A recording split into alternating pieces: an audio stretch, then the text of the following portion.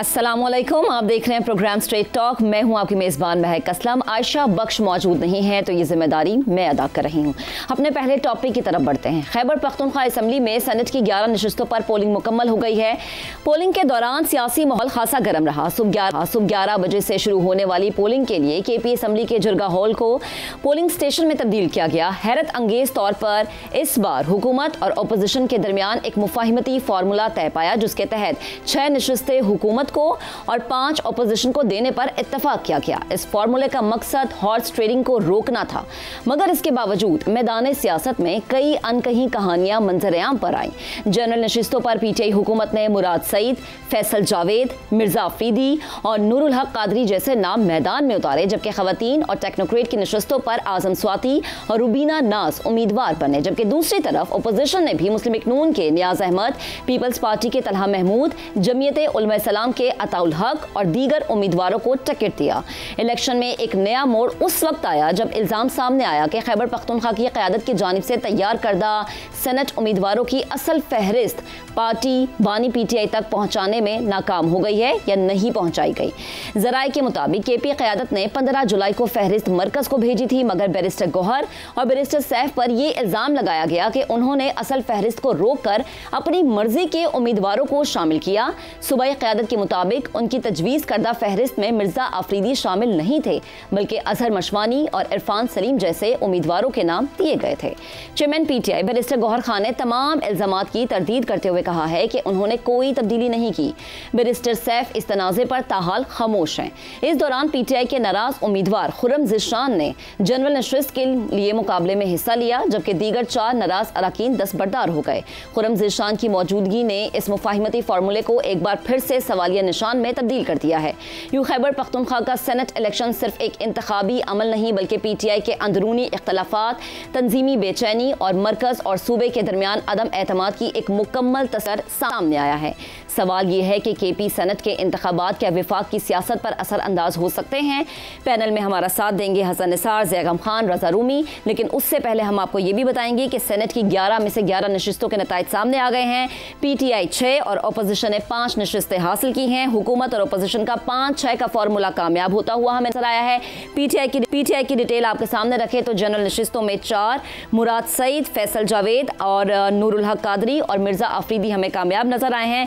इसके अलावा टेक्नोक्रेट की सीट पर PTI के आजम स्वाति, खवातीन की नशिस्त पर PTI की रुबीना नाज हमें कामयाब नजर आई हैं। और आपको ये भी बताएं कि नून लीग के नियाज अमीर मकाम भी जनरल नशिस्त कामयाब कर चुके हैं, कर ली है, जबकि JUI के मौलाना अताउल हक दरवेश और दिलावर खान कामयाब हुए हैं। पीपल्स पार्टी के तलहा महमूद और रुबीना खालिद हमें कामयाब होते हुए नजर आए हैं। इफ्तिखार साहब भी पैनल में हमें ज्वाइन कर चुके हैं, वो भी हमारा साथ देंगे। सबसे पहला सवाल अपने पैनल के सामने हम ये रखेंगे कि हुकूमत और अपोजिशन का फार्मूला कामयाब हुआ। PTI 6, opposition 5। क्या विफाक में भी ऐसे फार्मूले हमें अब नजर आएंगे? रजा रूमी साहब, सबसे पहले आपकी तरफ आते हैं। जी शुक्रिया। सबसे पहले तो इन इलेक्शन पे जो फॉर्मूला हुआ वो एक यूँ समझिए कि एक बार्गेन किया KP के लेवल पर जो सियासी जमातें हैं, और उसके ऊपर आपने देखा होगा कि बहुत तनकीद भी आई। जो PTI के बड़े नजरियाती किस्म के हार्ड लाइनर्स हैं, उन्होंने ये इल्ज़ाम लगाया कि जब वक्त आया है तो मुक्त मुका कर लिया उनकी पार्टी ने। और इसी तरह आपने जिक्र किया मिर्जा अफरीदी साहब का, जो कि वर्कर्स में बड़ी तशवीश थी क्योंकि वो एक अमीर शख्स हैं और शायद वो इससे पहले PTI को छोड़ गए थे और दोबारा अब उनको यहाँ पे ना सिर्फ वो वापस आए हैं बल्कि सीधे सेनेट में PTI की मदद से पहुंचे हैं। तो वफाक में आपका जो सवाल है, वफाक में ये फॉर्मूला बिल्कुल हो सकता है किसी स्टेज के ऊपर। अच्छा। लेकिन असल बात ये है कि इससे क्या लेसन मिलता है या क्या सबक हासिल करें कि जो अमलियत पसंदी होती है वो ही ये जो हमारा पॉलिटिकल सिस्टम है उसकी असल है। यहाँ पर नज़रियाती जो मामलात हैं वो तकारीर में, जलसे जुलूस में तो खूब चलते हैं, लेकिन जब मामलात आते हैं गवर्नेंस के या इस तरह से सीटों की बंडर बांध के, तो वहाँ पर तो फिर यही होता है जो हमने देखा है KP असम्बली के हवाले से। देखिए ना, अभी इल्ज़ाम ये लगाया जा रहा है कि बैरिस्टर सैफ ने वो नाम जो है आगे ही नहीं दिए। वो गए थे मिलने के लिए। जी। और चेयरमैन गौहर साहब हैं, उन्होंने भी नहीं दिए। अब ये अजीबोगरीब बात है कि बैरिस्टर सैफ को किसने अपॉइंट किया, अली अमीन गड्डापुर साहब को किसने अपॉइंट किया, बैरिस्टर गौहर को किसने अपॉइंट किया? वो अपॉइंट करने वाले खुद ही इमरान खान साहब हैं। उन्हीं की मर्जी से ये सब जो मामलात हैं वो तय पाए हैं और अपॉइंटमेंट्स हुई हैं। उनका जिक्र नहीं करते। जो लोग नाकिदीन हैं, जो गुस्से का इजहार कर रहे हैं, पूरा उन्होंने बयानिया बनाया कि वर्कर्स जो हैं वो कल काफी रोना धोना भी हुआ। हाँ जी। लेकिन किसी ने ये सवाल नहीं किया कि अली अमीन गड्डापुर और बैरिस्टर सैफ और अपॉइंट किसने किया और बिल आखिर में मंजूरी किसने दी तमाम तर ये जो नाम थे। क्योंकि बैरिस्टर सैफ की तो मुलाकात हुई थी और वो ग्रीन सिग्नल लेकर आए थे जी। तो ये केपी के लेवल पे हुआ है। फेडरल लेवल पे होने में वक्त लगेगा और हकीकत यही है कि इसी में पीटीआई की जो सियासत है और इमरान खान साहब की खुद अपनी जो सियासत है और बका है वो इसी में मुज़मिर है कि वो सियासी कुव्वतों के साथ जो है कॉम्प्रोमाइज करे, एक तरीका निकाले बार्गेन का, कॉम्प्रोमाइज का, ताकि वो सिस्टम के अंदर जाकर अपनी जगह बनाएं और मजीद अपने लिए तंगी और अपने वर्कर्स की तंगी ना क्रिएट करें। जी। तो रजा साहब, अगर ऐसे जैसे आपने कहा ना कि शायद हो सकता है कि आगे चल के किसी एक लेवल पे, किसी एक स्टेज पे ऐसे फार्मूले मंजूर भी होते हुए नजर आए और उन पर काम भी होता हुआ नजर आए, अगर ऐसे ही फार्मूले चलने लगे तो पीटीआई के लिए तो फिर बड़ी आसानी हो जाएगी। देखिए, आसानी मुज़मिर है। इसी तरह अभी तो वो फॉर्मूला मरकजी लेवल पे वो नहीं कहते ना, वो तो कहते हैं कि बाकी सियासी जमातें जो हैं वो हलाल नहीं है और वो उनसे कोई बातचीत नहीं करेंगे, कोई उनसे अंडरस्टैंडिंग नहीं करेंगे। यही उनका एक मौक़िफ़ रहा है पाकिस्तान तहरीक इंसाफ के बानी चेयरमैन का। वो कहते हैं कि उन्होंने बातचीत करनी है तो वो इस्टेब्लिशमेंट से करनी है, सियासी जमातों से नहीं करेंगे, सियासी कुव्वतों के साथ मिलकर नहीं चलेंगे। तो बात यह कि ये तो हकीकत और जो ज़मीनी हक़ाइक़ है उसके बरक्स है, क्योंकि इस्टेब्लिशमेंट तो भी बात नहीं करना चाह रही और उनको बिल आखिर इन्हीं कुव्वतों के साथ यही एक सबक है। बहुत से सियासतदानों का माजी में भी यही वतीरा रहा है। आप उठा लीजिए पूरे पाकिस्तान की तारीख, उसमें जब भी किसी सियासतदान ने अपनी जगह बनाई है सिस्टम के अंदर, वो इसी तरह के लेन देन और मुका जिसे कहा जाता है। और यही जमहूरियत का खासा है दुनिया भर में, ये सिर्फ पाकिस्तान में नहीं, हिंदुस्तान में, बरतानिया में, जहां जहां ये जमहूरी निज़ाम है वहां पर इसकी जगह बनती है। जिस तरह की चीज इमरान खान साहब चाहते हैं, उसकी तरवीज करते हैं, वो बहुत आइडियलिस्टिक है और फिलहाल वो उनके हक में होती हुई नहीं दिखाई दे। ठीक है। हसन साहब, आपकी तरफ आते हैं। खैबर पख्तूनख्वा में सेनेट के इंतखाबात, मुफाहिमती फार्मूला अपनाया गया है या सियासी मुकमका हुआ है? यार एक मिनट ठहरते हैं। हमारे यहाँ बड़ी इस्तिलाहें बहुत पॉपुलर हैं। मसलन ज़मीनी हक़ाइक़, पूरी इंसानी तारीख इस बात की गवाह है। लीडर ज़मीनी हक़ाइक़ के सामने सरेंडर नहीं करते, वो उनको तब्दील करते हैं। बाकी ये फॉर्च्यून हंटर्स होते हैं, ये दुकानदार होते हैं। ज़मीनी हक़ाइक़, हमारी अपनी तारीख, हमारे असलाफ की तारीख क्या है? ज़मीनी हक़ाइक़ तो बिल्कुल ही कुछ और थे। नहीं, बहरहाल हज़रत इब्राहीम की बात करते हो, या तो ये बातें छोड़ो, लुग़त से निकालो सारा कुछ। अच्छा, मुझे खुद पे तरस आता है। हम मिलावटी मलूकियत, अब इस पे गौर की ज़रूरत है लेकिन टाइम नहीं होता। हम मिलावटी मलूकियत को जमहूरियत समझ के लगे रहते हैं। प्रोग्राम भी चल रहे हैं, तकरीरें भी हो रही हैं, इलेक्शन भी हो रहे हैं। अच्छा, मेरे सैकड़ों कॉलम और दर्जनों मजबूए हैं। मैंने इन लोगों को हमेशा जमहूरिये हकारत से, प्रोटोकॉलिये और इस्तेहकाकिये लिखा है। देखो, ये जिसको हम जमहूरियत कहते हैं, टेम्परिंग, फार्मूले, समझौते, हेरा फेरी, करोड़ों अरबों के लेन देन, खरबों के, मैंने इनको कभी सीरियसली नहीं लिया और उसके नतायज से मेरा कोई लेना देना नहीं है। नाम नेहाद जमहूर यानी अवाम, वो सच्ची बात है यार, सबको बुरी लगे, क्या वो इस काबिल हैं कि मुंतखब कर सकें अच्छे बुरे को? सही। उनको तो मिलावटी और साफ और गंदे में तमीज नहीं है, होने नहीं दी गई। ये लंबा पैंडा होता है बीबी, ये अच्छे बुरे की तमीज, ये किधर जमहूरियत? बैठ जाते हैं हम। कभी कई सालों से कहते जा रहे हैं जमहूरियत, fair election, pre post rigging, during election rigging, क्या है ये?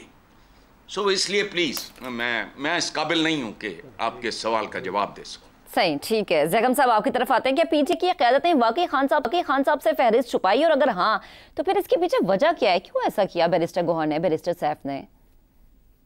देखिए, फहरिस्त छुपाने का इल्जाम कोई आम आदमी नहीं लगा रहा, हाँ, कोई आम कारकुन नहीं लगा रहा। ये अली असर खान ने लगाया है, जो बहुत वैसे बड़ी मतलब इंटेग्रिटी है उनकी, और वो खैबर पख्तूनख्वा के सेक्रेटरी जनरल हैं, जो उन लिस्टें बनाने के अमल में शामिल थे। और उन्होंने सवालात उठाए, बहुत संजीदा सवालात उठाए। अगर उन्होंने कहा है कि अगर बैरिस्टर सैफ ने ही 2 घंटे की मुलाकात करनी है और अगर इस तरीके से ही फैसले होने हैं, तो फिर बेहतर है कि पार्टी खुद जिम्मेदारी ले, पार्टी खुद फैसले करे और पार्टी फिर उन फैसलों के लिए जिम्मेदार हो। हाँ। ये वो चीज है जो होनी चाहिए थी टू बिगिन विद। ये फैसला करना ही पार्टी को चाहिए था। इमरान खान साहब के पास वो इंफॉर्मेशन अवेलेबल नहीं है जिसकी बुनियाद पे फैसला करें, और अवेलेबल होती भी, अगर वो चेयरमैन भी होते तो फैसला पार्टी को करना चाहिए था। पार्टी में कोई अदारा जाती निजाम होना चाहिए था, पार्टी में कोई बाकायदा ऐसी कमेटी होनी चाहिए थी। और सिर्फ फिर पीटीआई की बात नहीं है। आप ये देखिए कि सेनेट ये मौका देती है तमाम पार्टियों को कि वो काबिल तरीन लोगों को अपर हाउस में लाएं, क्योंकि वो लोग जो बरह रास्त मुंतखब नहीं हो सकते, जिस तरह के काबिल लोग जमहूरियत को, हुकूमत को चाहिए। क्योंकि हमारा जो निज़ाम है, जो पार्लिमानी निज़ाम है, उसमें एग्जेक्टिव भी पार्लियामेंट से निकल कर आती है, बिल्कुल, मिनिस्टर भी पार्लियामेंट के मेंबर होते हैं। हाँ। तो आपको एक्सपर्ट्स की जरूरत है ना, हेल्थ मिनिस्टर के लिए कोई हेल्थ एक्सपर्ट्स की जरूरत है ना, आपको एजुकेशन के लिए एजुकेशनिस्ट की जरूरत है ना, और इकोनॉमिस्ट तो आपको कई चाहिए। अब इन तमाम नामों में आप मुझे बताइए कौन से हैं जो किसी चीज के एक्सपर्ट्स हैं? एटीएम्स हैं, हाँ, या ढोल के आगे नाचने वाले हैं? ये 2 तरीके हैं। आप पूरी लिस्ट को देख लें, या तो पार्टियों के या तो एटीएम हैं, या वो है जो पार्टियों में ढोलों के आगे नाचते हैं, और जिनका सबसे बड़ा कमाल ये है कि वो अपने लीडर के लिए नारे लगाते हैं। इस वजह से उनको मुंतखब किया गया। ये कितने एक अफसोस की बात है। और देखिए एक और अफसोस की बात, कि ठीक है इस वक्त जो आपका सवाल था कि इस वक्त एक अंडरस्टैंडिंग नजर आ रही है, लेकिन ये कितनी वक्ती है, और ये कैसा मौजज़ा है, जो भी टेक्निकल वजह हो, कि जिनके पास 92 सीटें थी, 92 सीट्स थी, उनको एक रिजर्व सीट भी नहीं मिली। सही बात। और जिनके पास 28 सीटें थी, उनको 25 रिजर्व सीट्स मिल गई, और उसकी वजह से उनके 5 सेनेटर भी बन गए। अब पीटीआई के जो अंदर मामला है, वो तो मेरे ख्याल में भी खत्म होने वाला नहीं है, वो तो आगे चलेगा और इसमें मसाइल पैदा होंगे। और अली असगर ने ठीक कहा है, इस मसले का कोई पार्टी को दूरस देरपा हल निकालना होगा, वरना अंदरूनी झगड़े बढ़ते चले जाएंगे। सही, ठीक है। बड़े जैसे आपने अंदरूनी झगड़ों की बात की ना, कुछ नाम पे तहफ्फुज़ात भी है। मुराद सईद एकदम से एंटर हो गए हैं, सेनेटर बन गए, वो उनकी एंट्री पे क्या कहेंगे आप ज़ैगम साहब? देखिए, मुराद सईद को इस वजह से लाया गया है ताकि मुराद सईद को तहफ़्फ़ुज़ दिया जा सके। अच्छा, क्या आप सेनेटर इस वजह से बनाएंगे कि किसी को तहफ़्फ़ुज़ मिले? मुराद सईद के इसके अलावा क्या काबिलियत है, क्या अहलियत है सेनेट के लिए? और फिर चले मुराद सईद को, चले फिर पार्टी के हवाले से कोई उसकी बात बन जाती है, वो एक कलेक्टेबल भी है, पार्टी के लिए उसने काम भी किया है। ये मिर्जा अफरीदी साहब किधर से आ गए? हाँ, वो तो कह रहे नाम ही नहीं था। जिनका चोरी छुपे नाम डाला गया, लीडर को उसका नाम दिखाया गया। अब यही बात वो की जा रही है ना, कि एक और पैरेलल लिस्ट बनाई गई, जो पार्टी ने लिस्ट बनाई गई थी, वो छुपा के कोई दूसरी लिस्ट जाके दिखाई गई। जो लिस्ट पार्टी ने बनाई थी उसमें अफरीदी साहब का नाम ही नहीं था। और खुद सेक्रेटरी जनरल साहब ने कहा था कि कोई पैसे के बलबूते पे नहीं बनेगा। तो कह रहे थे जी क्या करें, इमरान खान ने ही मिर्जा अफरीदी साहब का नाम जो है वो पास किया है। बहुत मेरे ख्याल में अफसोसनाक स्पेक्टिकल है। ठीक है, चलें इफ्तिखार साहब आपकी तरफ आते हैं। सेनेट इलेक्शन के नतायज पीटीआई के अंदर एक नई बगावत को जन्म दे सकते हैं? नहीं, कोई सवाल ही नहीं पैदा होता। जब तक पीटीआई इमरान खान है और जब तक इमरान खान पीटीआई है, बगावत का तस्वर भी जो है वो बहुत नामुनासिब होगा। सही। अब देखिए ना, हमें एक आदमी को लाहौर से हम लेके गए बारात में। वो बारात तो दुनिया ने देखी, सुना सैकड़ों गाड़ियाँ थी, फुल प्रोटोकॉल, सारा प्रोटोकॉल तो होता है। तमाम असम्बली के अरकान, कौमी असम्बली के अरकान, सूबाई असम्बली के अरकान, तमाम टॉप लीडरशिप तशरीफ़ लाई, उनको हार पहनाए और उनको रिक्वेस्ट की कि प्लीज़ आप हमारे साथ चलें, हमें आपकी बहुत सख्त ज़रूरत है। और ये हरकत जो है इमरान खान की उन तमाम पॉलिसियों की नफ़ी करती है जिसका तज़किरा वो 16, 17, 18 साल से करते रहे हैं और अपने मुखालफिन को बदतरीन अल्फाजों में पुकारते रहे हैं। ये एक ही काफ़ी है। ये बात बिल्कुल ठीक है, अली असगर खान ने जो इल्ज़ाम लगाए हैं और जो मुतालबात किए हैं वो अपनी जगह बड़े इम्पॉर्टेंट हैं। लेकिन सवाल ये पैदा होता है कि फ़ैसला अगर पार्टी को करना था तो पार्टी तो नहीं, पार्टी है ही नाम बानी का, और बानी ही नाम है पार्टी का, तो क्या किया जाए।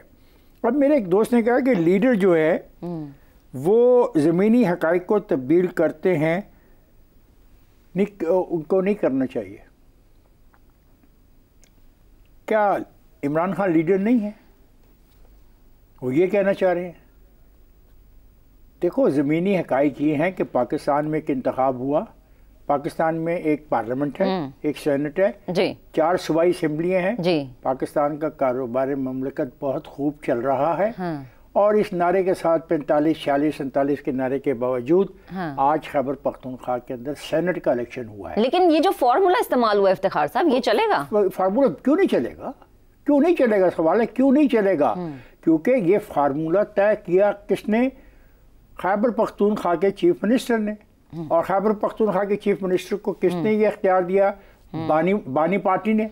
तो बानी पार्टी, खैबर पख्तूनख्वा का चीफ मिनिस्टर और वहाँ की सारी पार्टी उन असूलों और उन फैसलों के मुताबिक चल रही है जो बानी उनको दे रहा है। तो ये अगर हम खैबर पख्तूनख्वा से निकल के विफाक की तरफ आए तो ये फार्मूला वहाँ पर भी होगा, कुछ अपर लेवल पे चीजें डील हो जाए। विफाक में ऐसी कुछ सूरत आई तो देखेंगे 3-4 दफा विफाक में जो हुकूमत है उसने तो अपोजिशन को कहा कि हमारे साथ आके बैठ के चलो, लेकिन वहाँ पे बानी की सूरत हाल कुछ और है, बानी का वहाँ पे स्टांस कुछ और है। अब मुझे नहीं समझ आती कि हम पंजाब को देख नहीं रहे। पंजाब में पाकिस्तान मुस्लिम लीग के कैंडिडेट को 243 वोट्स मिले हैं, जबकि पीटीआई को 99 वोट मिले और पीटीआई की यहाँ पे स्ट्रेंथ 107-8 के करीब थी। यहाँ पे हाफिज अब्दुल करीम जो है वो कामयाब हुए। तो ये भी देखने कि यहाँ पे कितना फ़र्क है। मतलब है कि ये कहना कि बिल्कुल एक ही पार्टी पाकिस्तान के अंदर है और फिर इसका जो वोट लिए गए हैं, वोट तो लिए गए हैं ना पंजाब में भी उन्हीं लोगों से जिनके बारे में कहा जाता है ये सब गलत लोग हैं। यही है ना, यानी सेनेटर को मुंतखब कौन करता है? सूबाई असम्बली के अरकान। बिल्कुल, पंजाब की सूबाई असम्बली के 243 लोगों ने मुंतखब किया PMLN को, और जिसके मुकाबले में पीटीआई के 99 मेंबर पार्लियामेंट ने उसके खिलाफ वोट दिया है। इसका मतलब ये सब कुछ जो हो रहा है ये जमहूरी अमल का हिस्सा है और ये जमहूरी अमल का हिस्सा हमने खैबर पख्तूनख्वा में देखा। तो मुझे नहीं समझ आती कि आपको क्या एतराज़ क्या है। एतराज़ यहाँ पे कोई नहीं है, जमहूरी अमल ऐसे ही इस मुल्क में चलेगा। हाँ, एक बात आखिरी, जी प्लीज, मिलावटी, गंदे और साफ में तमीज़ नहीं रही आवाम और क़यादत दोनों को। मैं इससे डिसएग्री करता हूँ। आवाम को मिलावट, गंदगी और सफाई में फ़र्क का एहसास है, ठीक है, और इसका इजहार वो यानी आवाम को पता है कि सही कौन है। ठीक है जी, ब्रेक लेते हैं, ब्रेक के बाद दोबारा हाजिर होंगे तो बलूचिस्तान में होने वाले अफसोसनाक वाक़े का जिक्र करेंगे। ब्रेक के बाद stay with us. Welcome back. Program के इस हिस्से में हम बात करेंगे बलूचिस्तान में पेश आने वाले अफसोसनाक वाक़े की। बलूचिस्तान की सख्त और सुनसान फिजाओं में जहां रिवायतें कानून पर भारी होती हैं, ईद से कुछ दिन पहले एक जोड़ा गैरत के नाम पर कत्ल कर दिया गया। वजह थी पसंद की शादी, जिस पर उनके खानदान नाराज थे। मामला इलाके के सरदारों के पास ले जाया गया, जिन्होंने मौत की सजा सुनाई। FIR के मुताबिक जरगे ने मकतूलेन को कारोकारी का मुर्तकिब करार दिया था। मीडिया रिपोर्ट्स के मुताबिक गोली मारने वालों में खातून का अपना भाई भी शामिल था। वीडियो सोशल मीडिया पर आते ही रियासत हरकत में आई। Chief justice Balochistan high court ने गैरत के नाम पर दोहरे कत्ल का नोटिस ले लिया। वजीर आला बलोचिस्तान के मुताबिक मरकजी मुलजिम समेत 11 अफराद को हिरासत में लिया गया है, जबकि मीडिया रिपोर्ट्स के मुताबिक मरकजी मुलजिम समेत 20 अफराद को हिरासत में लिया गया है। कोयटा पुलिस ने केस को मजीद तहकीकात के लिए सीरियस क्राइम्स इन्वेस्टिगेशन विंग के हवाले कर दिया है। वजीर आला बलोचिस्तान सरफराज भुट्टी ने रद्द-ए-अमल देते हुए कहा कि वीडियो सोशल मीडिया पर आने से पहले उन तक पहुंच गई थी। इलाके के डीएसपी को मुअत्तल कर दिया गया है। आईजी को मुल्जिमान की गिरफ्तारी का हुक्म दे दिया गया है। उनका कहना था कि तमाम मुलव्विस मुल्जिमान को कैफरे किरदार तक पहुंचाया जाएगा। रियासत मजलूमों के साथ खड़ी है। वाक़े को टेस्ट केस बनाएंगे। सिर्फ गैरत का कत्ल नहीं था, ये उस कानून का कत्ल था जो हर शहरी को तहफ़्फ़ुज़ देता है। ये उस रियासती खामोशी का आकाश था जो इस जुल्म को रिवायत के पर्दे में छुपा कर बैठ जाती है जब तक कि कोई वीडियो सोशल मीडिया पर ना आ जाए। लेकिन सवाल ये है कि क्या इंसाफ सिर्फ कैमरों की बदौलत मिलेगा? क्या कातिल सिर्फ तब पकड़े जाएंगे जब इनका जुर्म ट्रेंड बन जाएगा? ये वाकया एक नया सवाल उठाता है। जब भाई, बाप, सरदार और मुहाफिज सब मिलकर अपनी बेटी, बहन और बीवी को गैरत की गोली से मार देते हैं, तब इंसाफ की तलाश किसके दर पर की जाए? बानो की कहानी कोई पहली नहीं, लेकिन शायद आखिरी हो। अगर रियासत वाकई चाह रही है, अगर इस बार कातिलों को अंजाम तक पहुंचाया जाए, अगर इस बार सरदारी निजाम के पीछे छुपे कानून शिकनों को कानून के कटहरे में लाया जाए, अगर रियासत और समाज मिलकर कहें कि अब बस बहुत हो गया, क्या अब वक्त नहीं आ सोचें कि क्या गैरत के नाम पर कत्ल का इकदाम बजाते खुद गैरत या फिर इसके मुत्तज़ात है? सवाल अपने पैनल के सामने हम ये रखेंगे कि गैरत के नाम पर दोहरा कत्ल, मुल्जिमान ज़ेरे हिरासत, रियासत मजलूमों के साथ खड़ी होगी। सरफराज भुट्टी ऐसा कहते हैं। सरदारी निज़ाम में गुंधा बलोचिस्तान का सियासी निज़ाम क्या इस जुल्म के खिलाफ खड़ा हो पाएगा? जैगम साहब, सबसे पहले आपसे शुरू करेंगे, लेकिन इससे पहले इफ्तिखार साहब आपका कमेंट में लेना चाहूँगी। मेरा कोई कमेंट नहीं है इस मामले में। शर्म आनी चाहिए हम लोगों को जी कि ये वाक़या जो है ये जून में होता है। 7 जून को FIR दर्ज की जाती है 21 जुलाई को। रिपोर्ट जो आपने कहा कि सीरियस इन्वेस्टिगेशन विंग जो है वो रिपोर्ट 20 तारीख को कर रहा है। अब देखें, ये इलाका इतना दूर नहीं है हुन्ना ओड़क से कि वहाँ पे ये इतला इतने अरसे के बाद पहुँचती। मज़े की बात है कि वो कहता है कि मुखबर ख़ास ने बताया कि ये वक़ुआ ईद उल अज़हा से 3 रोज़ कबल रुनुमा हुआ। 3 रोज़ कबल। अब ये मुखबर ख़ास को भी मेरे ख्याल है थाने तक पहुंचने में इतने दिन लग गए। अब खुदा जाने ये क्या खेल है। आर्टिकल 9 ऑफ द कॉन्स्टिट्यूशन क्या कहता है कि no person shall be deprived of life और liberty save in accordance with law. लेकिन ये इसका मजाक है। फिर ये कहा जाता है आर्टिकल 9 में कि ज़िंदगी का हक सिर्फ जिंदा रहने तक महदूद नहीं है, बल्कि इज्जत मेरे ज़िंदगी से भी तल्लुक़ है। और आज़ादी के हक में मर्जी से शादी भी शामिल है। औरत की शादी का जो हक है वो आर्टिकल 9 में एक बालिग औरत का अपनी मर्जी से शादी करना और उसकी ज़िंदगी और गुजारना आज़ादी के साथ लाजमी उम्र है। ये गैरत के नाम पे कत्ल कहाँ लिखा हुआ है? आइन में किस जगह पे लिखा हुआ है? और ये साहब कौन है जिनका नाम है कि सरदार शेर बाज खान ने फैसले में कहा कि बानो बीबी और एहसानला कारोकारी की है, इसलिए इनको कत्ल कर दिया जाए। अब भाई को कहा कि बहन को जाकर गोली मार दी जाए। देखें, मेरा ख्याल है कि या तो हम इस आइन वाइन को बंद कर दें। चीफ मिनिस्टर ने इस आइन पर हलफ उठाया हुआ है to protect this constitution of Pakistan. अब उसको इन सरदारों के दबाव से बाहर निकल के आके इस केस को देखना चाहिए। वक़ुआ जून का है, रिपोर्ट जुलाई में हो रहा है, कर मुखबर रहा है। और वो भी कहते हैं कि वीडियो आने के बाद, और फासला कितना है उस थाने का और उसका, कोई इतना फासला भी नहीं है कि कई 100 मील हो और इल्म ना हो। तो ये हमें संजीदगी से इस केस को एज ए टेस्ट केस लेना चाहिए और ये वाहियात तरीका कार जो है इसको बंद करना चाहिए। सही है। और ये मेरे जितने भी दोस्त बैठे हैं दानश्वर यहाँ पे, मैं इनसे गुजारिश करूंगा कि ये इसको मुहिम के तौर पे लेके चले। ठीक है, ये सिर्फ एक वाकया नहीं है, ऐसे बहुत सारे वाकयात होते रहे हैं और होते रहेंगे अगर हम इनको बिल्कुल वाज़ेह तौर पे नहीं करें। ये एक कमजोर FIR है। चले, मैं आपको बता दूं ये सरदारों का जो दबाव है। इफ्तिखार साहब, ये जैगम साहब से पूछते। जैगम साहब, पाकिस्तान में 1976 में रियासती तौर पर सरदारी निजाम का खात्मा किया गया, मगर अब तक बाकायदा तौर पर इसका खात्मा नहीं हुआ। क्या ये रियासत की कमजोरी है? क्योंकि रियासत की जिम्मेदारी है कि वह अपने लोगों का तहफ़्फ़ुज़ करे। जो शहरी भी ना हक कत्ल होता है उसका खून रियासत के कांधों पर होता है। और आपने कहा कि क्या रियासत मजलूम के साथ ठहरेगी? रियासत का कौन सा इदारा है जो मजलूम के साथ ठहरता है? रियासत तो जालिम के साथ ठहरती है। क्या मजलूम थाने तक पहुंच सकता है? क्या थाने में उसकी दादरसी होती है? क्या मजलूम वकील को अफोर्ड कर सकता है? क्या वो अदालतों के चक्कर लगा सकता है? एक एक कदम पर रियासत उसके सामने होती है, उसके खिलाफ होती है। और कबायली समाज की तो बाद में बात करते हैं। खवातीन के साथ लाहौर, इस्लामाबाद, कराची, रावलपिंडी, फैसलाबाद में क्या होता है? क्या हमारा जो बाकायदा शहरी समाज है वहाँ खवातीन महफूज हैं? वहाँ जब गैरत के नाम पे कत्ल होता है तो क्या इंसाफ मिल जाता है? और हमने जो खिलवाड़ किए हैं, कभी मजहब के नाम पे, कभी रिवायत के नाम पे, कि खानदान कत्ल करता है। हाँ। और खानदान खुद को दियत दे के खुद को माफ कर देता है। आपके सामने वो केसेस नहीं है। और जो कबायली समाज है, जो सरदारी निजाम है, वहां पे तो कानून तोड़ा ही नहीं गया। आप उनसे पूछिए, उन्होंने तो कानून पे अमल दरामद किया है जी। जो वहां का रिवाज है, जो कबाइल का कानून है, उस पे अमल करके इनको मारा गया है। नया कानून, वहां एक अलग तरह का कदीम कानून मौजूद है और वो कबूल करने को तैयार नहीं है रियासत को, रियासती निजाम को। और ये वो झगड़ा है जी रियासत का और कबायली समाज का।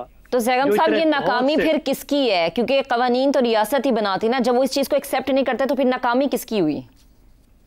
बिल्कुल ये रियासत की है, माशरे की भी जरूर है, लेकिन सबसे पहले तो रियासत की है। हाँ। कि उसने माशरा भी बदलना है, रिफॉर्म करना है, रियासत को भी एक्सटेंड करना है, रियासत वहां लेके जाना है। क्योंकि जब तक कबायलियत होगी तो अनारकी होगी। और वही कबायली अनारकी आपको साबिका फाटा जिलों में नजर आ रही है। सही है। क्यों आपको खैबर पख्तूनख्वा के बाकी इलाकों में नजर नहीं आ रही? सही। वही आपको बलूचिस्तान में नजर आ रही है, ये कबायली अनारकी। और यही है जिसको इस्लाम में जाहिलिया कहा। ठीक है, मजबूत मनसूबाबंदी की बड़ी जरूरत है और मजबूत कवानीन यहाँ पर। अभी ब्रेक लेते हैं, ब्रेक के बाद दोबारा हाजिर होंगे, साथ रहिएगा। Welcome back once again. Hasan साहब, आपकी तरफ आते हैं। वीडियो सामने आई तो पता चला कि ये वाकया हुआ, तो हम क्या समझे कि इंसाफ सिर्फ कैमरास की बदौलत मिलेगा? अगर वीडियो सामने ना आती तो ये मामला कहीं दब जाता? समझ नहीं आती। हमारे मीडिया के लोगों की मजबूरियां हैं, क्या फजूल लग किस्म की बातें। बहरहाल काम है हमारा। देखो, ये एक लाइन जो आपने बोली है जी। उसने कहा, जो भी है ये बलूचिस्तान का, कि रियासत मजलूम के साथ खड़ी हो। जी जी। हम में से कोई एक ऐसा है जिसने ये बेहुदा बेमानी जुमला बचपन से अब तक ना सुना हो। ये अच्छा, रियासत मजलूम, आइन का हवाला भी दिया है मेरे दोस्त ने, इफ्तिखार ने। वो केड़ा आइन? ज़ियाउल हक जैसे सफाक एहसान फरामोश ने जिंदगी में एक सच बोला बतौर गासिब के। जिंदगी में बोले होंगे तो मुझे नहीं पता। उसने कहा था, ये आइन चंद कागजों पे मुश्तमिल चीथड़े के सिवा है क्या? क्या है इसकी औकात? आइन लेके बैठ जाते हैं संजीदा। अच्छा, दिलचस्प सवाल ये है आपका। मेरा बहुत एक्सपोजर है बलूचिस्तान का, मेरा नहीं ख्याल मेरे साथियों में से किसी का होगा। मैंने 3.5 साल याह्या बख्तियार साबिक जो हमारे थे वो अटॉर्नी जनरल जी जी, उनका मुकदमा मैंने भुगता टिल हिज डेथ। वो वहाँ जाहिर है इन्फ्लुएंशियल आदमी था, but I loved it because मैंने बहुत कुछ सीखा और समझा वहाँ। अच्छा, ये सवाल कि क्या अजीब है कि इस मरतबा बलूचिस्तान का सरदारी निज़ाम में गुंदा सियासी निज़ाम जबर के ख़िलाफ़ खड़ा हो पाएगा। तो बीबी मुझे ये बताओ कि जो बाकी सूबे हैं जहाँ सरदारी निज़ाम नहीं, सनती निज़ाम नहीं है ना, बाकी सूबों में तो नहीं है हसन साहब। सुन लेना, वहाँ बदतरीन जबर नहीं, बिल्कुल इससे बुरी, इससे ज़्यादा मकरू 4 साल के बच्चे बच्चियाँ बात करते हुए भी शर्म आती है। अच्छा, ये बलूचिस्तान लेके आ गए। अच्छा, ये या उस मर्तबे का किस्सा नहीं है, ये याद रखना। आपने कहा ना कि ये इस मर्तबा का हो ना, ये इस उस मर्तबे का नहीं है। सही बेटा, इन आदमियों को इंसान बनाने का सफर तवील, बहुत हौसला चाहिए और बहुत मरहला। लेकिन हसन साहब वो कहीं से तो शुरू होगा ना, वो कहीं से उसका स्टार्ट करना है। आदमजाद, और वो भी चौपाए नहीं दोपाए लेवल के। क्या करें, लोगों को पता है, खेत है सिवा पता है, कोई रोटी कपड़ा मकान दिखा के बेवकूफ बना गया कि मैं एशियन टाइगर फलाना। और बात सुनो, खुदा का वास्ता अपने गिरेबानों में झांकना शुरू करो। किन किन चीजों पे लोग बिक जाते हैं, जातें, बरादरियां, फिरके, फलाने। ये मुझे ये जो चंद कांटुटे हैं इस मुल्क में, वो नहीं, मुझे अपने आप से नफरत है और मैं अवाम हूं। हसन, आवाज नहीं उठानी चाहिए हमें। ये सब ढकोसले, रियासत मजलूम, आवाज उठाओ ना। उठा रहे हैं ना यार, तुम तो हमारी आवाज को दबा रहे हो, हमें जला रहे हो। के साथ खड़ी रेडिक्यूल करो इसको बकवास डिक्लेयर करो रियासत मजलूम के साथ। चले छोड़ो यार, छोड़ो। अगर रियासत रजा साहब की तरफ चलते हैं, ठीक है, तो करें कि हमें बचाएगी। चलें, रजा साहब आपकी तरफ आ रहे हैं। आइन करते हैं, ज़ियाउल हक का जुमला भूल गया। ओ जुमले मुझे सारों के याद हैं, पे नक्शा है, बहुत सारे लोगों के जुमले याद। चले, रजा साहब का कमेंट ले लेते हैं। रजा साहब, कोई भी सियासी जमात बलूचिस्तान में सरदारों की हिमायत के बगैर सियासत में नहीं आ सकती, या वहाँ पर हम देखते हैं कि वो हुकूमत नहीं बना सकती। तो आपको लगता है कि ऐसे तमाम तर मामले में गवर्नमेंट इनके अगेंस्ट खड़ी होगी, या कोई आवाज़ उठेगी, या कहीं से दुरुस्तगी का अमल शुरू होगा? देखिए, ये एक टेस्ट केस है और इससे ये मालूम होगा, जैसे आप कह रही हैं, कि क्या वाकई ही बलूचिस्तान में जो सियासी कुव्वतें हैं वो उसके ऊपर कोई कार्रवाई करेगी, या हमेशा की तरह जो है खून बहा दे दिया जाएगा, या माफी हो जाएगी, या केस दब जाएगा। ये भी आने वाला वक्त बताएगा। लेकिन मैं ये कहना चाहता हूँ कि ये जो मसला है, इसको सिर्फ बलूचिस्तान तक लिमिट करना नामुनासिब और गलत बात है, हकाइक के बरक्स है। क्योंकि ऑनर किलिंग्स जो है, सो कॉल्ड गैरत के नाम पे कत्ल हर सूबे में होते हैं। पंजाब में भी बहुत बड़ा नंबर है, खैबर पख्तूनख्वा में भी होता है, सिंध में भी होता है। ये पुरानी रिवायात जो है, और ये इनमें से अक्सरियत जो होती है वो खवातीन के खिलाफ होती है, नंबर 1। नंबर 2, इसके ऊपर बाकायदा इफ्तिखार साहब ने तो आइन की शिकें हम सबको बताई, इसके ऊपर अब कानून साजी भी हो चुकी है। 2016 में इसके खिलाफ एक कानून बनाया गया, जो कि अब जाहिर है कि उसके ऊपर अमल दरामद नहीं हो रहा। और अगर आप देखें, सुप्रीम कोर्ट ने बारहा जो ये सो कॉल्ड गैरत के नाम पर कत्ल है उसको गलत, नाजायज और कत्ले अम्द करार दिया है। और उन्होंने कहा कि किसी भी तरह की रवायत, गैरत या खानदानी इकदार के नाम पर ये जायज नहीं करार दिया जा सकता। आप जजमेंट्स पे जजमेंट्स उठा लीजिए। उन्होंने जिरगा सिस्टम के बारे को भी बैन कर दिया। पिछली जो आखिरी जजमेंट थी 2019 की, उसमें ये कहा गया कि ये जो कत्ले अम्द होता है या गैरत के नाम पे जो कत्ल होता है, ये पाकिस्तान की जो इंटरनेशनल कमिटमेंट्स है इंसानी हकूक के हवाले से, जिरगा सिस्टम और ये पंचायत, ये उसके बरखिलाफ है, ये उसको वायलेट करती है। तो यहाँ पर सबसे पहली चीज जो है वो कानून की पे अमलदारी है, जैसे आपने उसका जिक्र भी किया। दूसरी जो अहम बात है वो है कि किस तरह से हम, ये एक बड़ा लंबा प्रोसेस होगा सकाफती तब्दीली का, कल्चरल चेंज का, जिसको आपको तालीम के जरिए बदलना होगा, माशियात के जरिए बदलना होगा। क्योंकि बिल्कुल रजा साहब, कहीं ना कहीं से तो शुरू करना है ना, क्योंकि अगर कवानीन की अमलदारी नहीं होगी तो रियासत मजबूत नहीं बन पाएगी। आपसे इजाजत लेंगे, कल इंशाल्लाह दोबारा मुलाकात करेंगे। अपना बहुत सा ख्याल रखिएगा। अल्लाह हाफ़िज़।